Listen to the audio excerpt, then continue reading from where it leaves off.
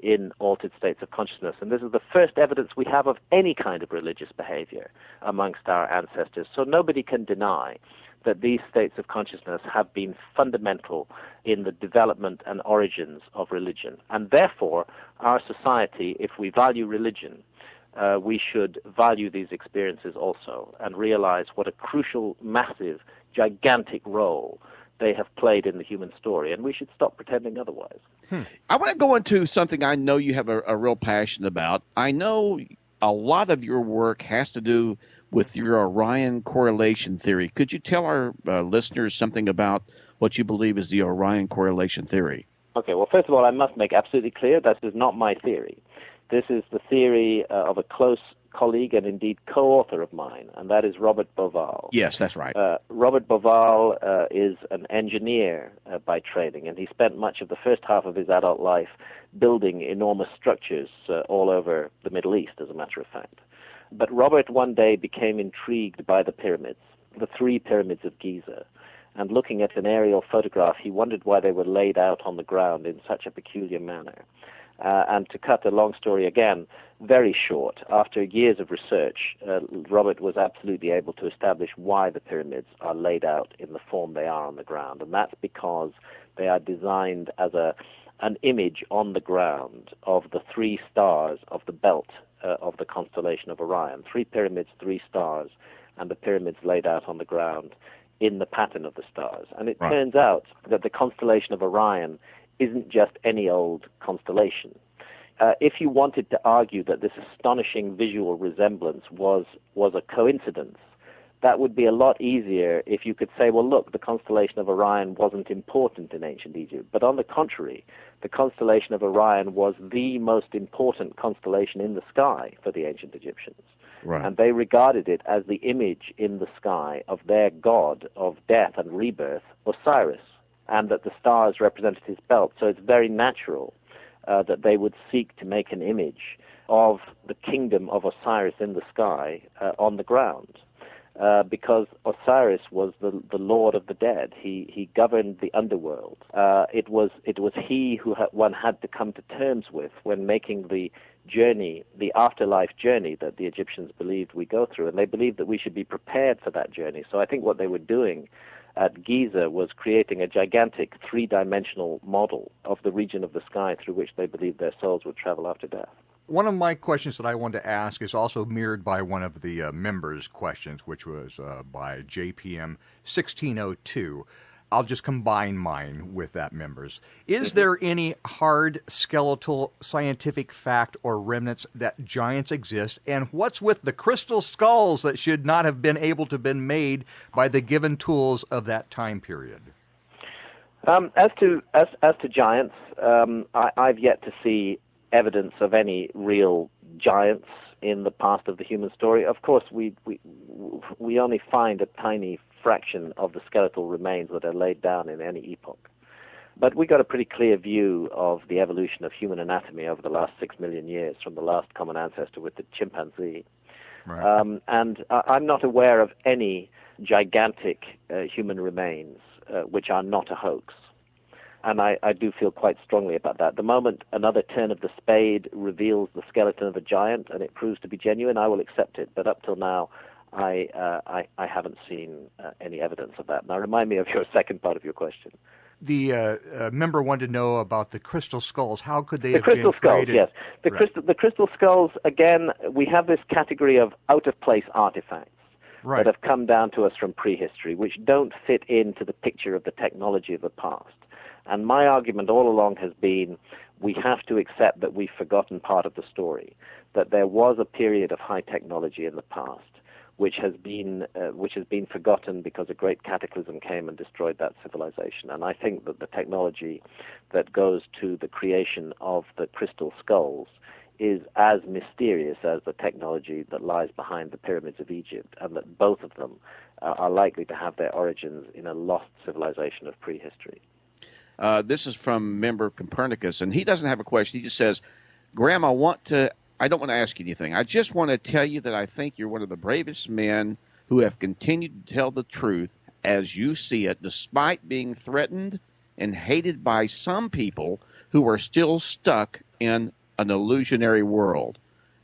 So that's just giving you a compliment that he's very. Thank you. It's enormously encouraging, and it is really nice and heartening to hear that kind of comment, because it does.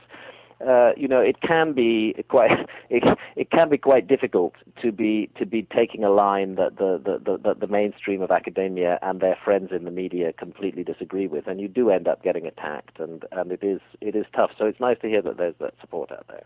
Well, you have tons of members that are. I'll give you an example. It is one of the most responded to interview things that we have put up since the inception of the ATS Mix Show. We're glad to hear it. Yeah, we're going into our 50th show, so wow. You have a ton of fans, and with all the posts that were made, all the questions that were made, we definitely want to again thank the membership of AboveTopSecret.com for jumping in here. So here's my last question. Now I'm going to throw it to John for his last question with you, Graham. And we appreciate your courtesy and time with us this evening.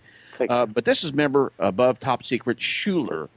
And he wants to know, have you found any additional information since you wrote Underworld? I have a tendency when I've finished a book to move on. Underworld involved me in 7 years of scuba diving all around the world with my wife, Santa, who's a photographer. We put our lives on the line again and again and again. I can't tell you the number of times that we nearly died in that research, whether carried away by huge currents flowing like a river underwater, whether surfacing and finding one's boat gone, just a huge range of problems, storms, being borne down on by a ferry and hardly able to get out of the way. I really took it as far as I could possibly take it, and I tried to put everything into the book. After I finished that book, I felt that there wasn't much more that I could add to it, and I kind of hope that others will take the research on. I'm getting older now. I'm 57. As we all are. Yeah, as we all are. And we're right with you, brother. and although I still love diving, I felt I risked my life enough for that project. Oh yeah. Right. I hope that others will take it on. I don't want to end this on a negative note or anything, but this is something that I feel that perhaps needs to be done. And so I want to present this to you, Graham, because you do have a lot of fans at AboveTopSecret.com and the worldwide, but there are also some of those that don't necessarily agree with your out-of-the-box thinking concepts. And so Absolutely. I'd like to give you the chance right now to maybe answer to those. What would you say to those that are accusing you of being part of, say, a conspiracy agenda, and that your investigative work is just part of some disinformation with the only goal to promote a new belief system? I'm going to give you this period right now to address those people. Well, obviously, if people do have such beliefs about me, there's nothing that I can do to convince them. Basically, the way I see it, I'm a simple reporter, and I happen to have an interest in ancient mysteries, and I've taken my reporting and investigation skills as a journalist and applied them to the field of ancient mysteries. I always try to set out the facts and the evidence on which I draw my conclusions. I try to provide full transparency to the readers. I do wear my heart on my sleeve. I take risks for my stories. I put myself out there. I argue my corner. I'm always willing to accept that I might be wrong. I think that my job is to provide an alternative point of view. And I would emphasize it's a minority point of view. I am not with the mainstream on almost anything. I'm always trying to give the other side of the story. And I think there's a need in our society for giving the other side of the story, and I don't think that needs to be seen as a conspiracy. I hope in the long term it'll be seen as a useful function, and that I did something useful with all of these years of work. Well, if it wasn't for challenges and out-of-the-box thinking, we'd still be believing that we lived on a flat world. Yes, indeed. And in fact, many still do believe that. And that is actually true. I have a neighbor that still believes that. Yes, it's really quite extraordinary, but there you are. Beliefs are very hard to change once they set in. Well, I can't tell you what a pleasure it's been for Dave and I to have you on our show, Graham, and we want to thank you so much for taking time out of your busy schedule, sir. Thank you. It's been fun for me, too. I've really enjoyed talking to you guys. Thank you for having me on the show. And we want to ask you, if you would, to just stay on as we close this out, and we'll do our proper goodbyes off air. So in the meantime, we want to thank once again Graham Hancock for taking time out to be on our interview with Dave and Johnny. This is the ATS Mix. I am Johnny Anonymous. And I am Dave Rabbit, and on behalf of all the members at AboveTopSecret.com who have contributed to the great questions for Mr. Graham Hancock, we definitely appreciate all of you. So we'll see you next time on the ATS Mix.